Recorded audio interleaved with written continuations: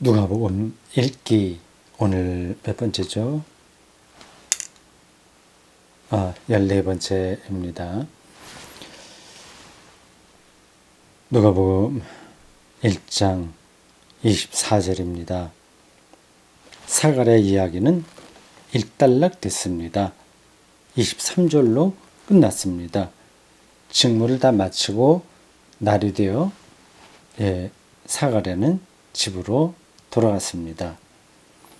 네, 그 다음에 어떤 일이 벌어질지가 기대가 돼요. 24절입니다. 이후에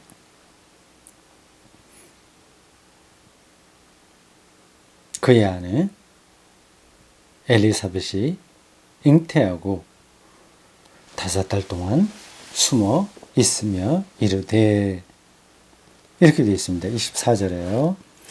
아내 이름이 엘리사벳이네요. 이름이 참 예쁘죠? 엘리사벳. 그 서양 사람들은 많이 자기 이름으로 삼는 이름입니다. 지금 우리가 가장 잘 알고 있는 사람은 영국 여왕이죠. 맞죠? 엘리자베트 메스죠? 2세인가요?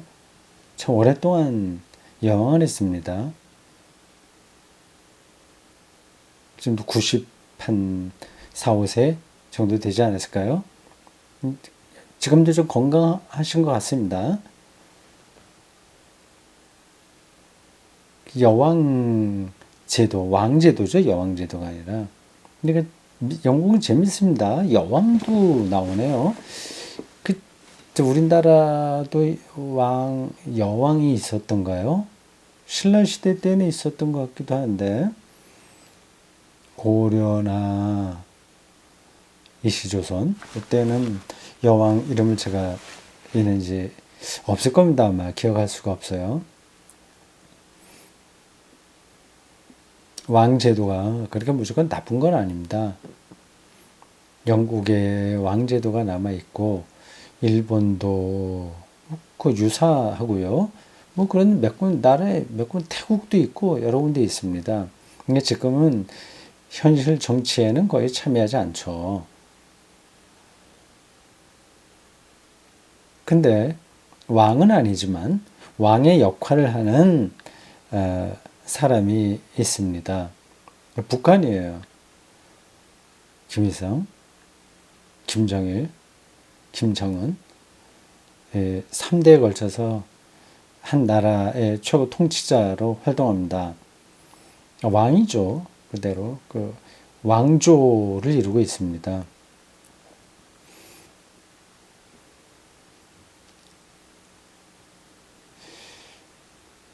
왕정 시대로부터 이제 쭉 발전해 내려오잖아요. 뭐 봉건 사회, 무슨 사회 등등해서 공화정, 로마 시대 때도 공화정이 있었는데 어쨌든 공화주의, 뭐 이렇게 대통령, 수상 이렇게 정치가 내려오는데 지금 말을 왜 이걸 하죠? 엘리자벳 얘기가 나와서 옆으로 흘러갔습니다.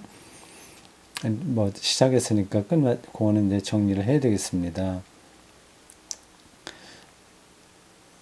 왕 제도는 무조건 나쁘고, 현실 정치에서 말이죠. 왕정은 무조건 나쁘고, 좀 공화정이죠. 이렇게 뭐 민주주의라고 하는, 계속 우리가 뽑아서 이렇게 하는 거, 왕의 세습으로 내려오는 건 무조건 나쁘고, 우리가 매번 이렇게 뽑아서 대표로 세우는 건 옳고 그렇지는 않습니다. 지금까지 내려온 제도를 보면 그나마 그래도 이 주권은 국민들에게 있으니까 이 국민들이 뽑는 게, 최고 통치자를 뽑는 게 제일 낫긴 합니다. 근데 역사의 시행착오를 거쳐서 여기까지 왔잖아요. 근데 앞으로 또 어떻게 될지는 모릅니다. 이게 그렇게 효율적인 정치제도라는 보장은 없어요. 그나마 상대적으로 괜찮다고 하는 거지. 지금 보십시오. 이거 우리나라도 5년마다 한 번씩 대통령 뽑는데 그때마다 몸살을 앓고 있는 거 아니겠습니까? 그리고 이렇게 뽑는 데에는 어떤 대중주의, 포퓰리즘이 개입됩니다. 그래서 통치자가 되지 못할 사람이 대통령이 되는 일들이 우리가 바로 봤잖아요. 미국도 마찬가지죠. 지금 뭐 트럼프 뭐 등등해서 뭐 바이든 두 사람 이제 선거는 끝나긴 했는데 뒤에서 그 다음에 또 후유증 이런 게 좀 계속 어느 정도 가는 것 같습니다. 네, 뭐 그렇습니다. 그러니까 왕도 정말 괜찮은 왕이라고 한다면 오히려 그 제도가 나을 수도 있습니다. 이건 제가 극단적으로 표현하는 거고요. 극단적이라기보다도 아주 특수한 경우를 얘기하는 거고, 일단 인류 역사의 경험과 시행착오를 거쳐서 주권 재민의 원칙에 따라 국민들이 뽑는 게 아직까지 최선입니다. 그러나 이게 계속된다고 하는 보장은 없습니다. 꼭 계속돼야 되는 법도 없어요.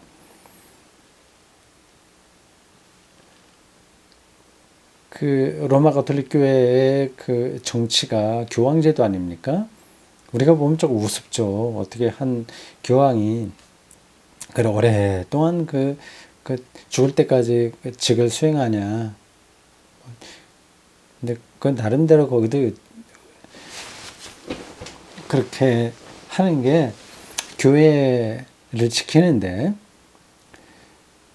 도움이 된다고 판단을 하는 거겠죠. 이거 뭐 복잡한 이야기입니다. 엘리자베스라고 하는 이름이 이렇게 아주 매력적으로 들려서 영국 여왕 얘기하다가 좀 옆에까지 계속 흘렀습니다. 잉태고 5달 동안 숨어 있었다고 합니다. 왜 숨어 있을까요? 왜 숨어 있을까요?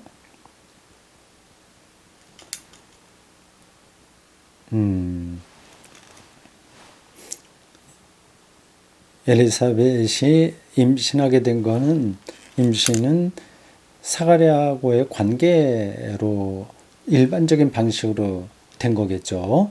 여기도 뭐 특별하게 그런 남자 없이 임신한 건 아니겠죠. 그런 이야기는 본문에 없습니다.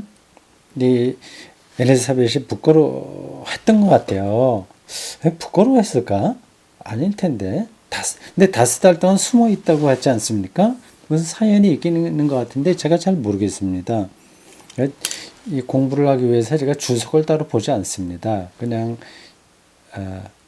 눈에 들어오는 대로 제가 설명을 하고 있는 거예요. 그래서 두서 없이 진행이 되기도 하고 좀 한쪽으로 치우치기도 하고 좀 합니다. 좀 자유롭게 하긴 하는데 그 주석을 보지 않기 때문에 어떤 부분에서는 제 설명에 착오가 좀 있을지 모릅니다. 5달 동안 숨어 있다고 그랬어요. 근데 하필 또 5달 동안이니까 좀 특이하네요.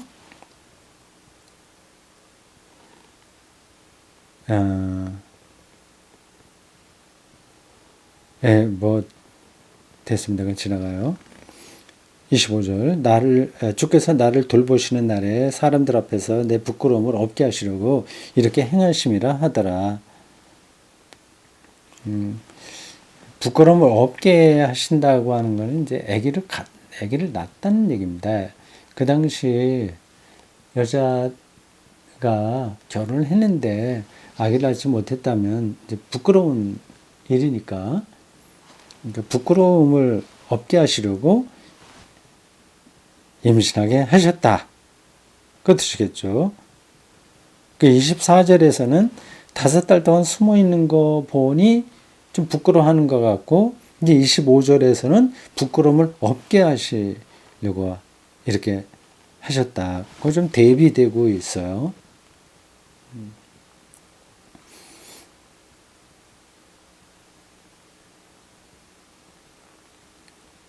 25절 전반절 보십시오. 주께서 나를 돌보시는 날에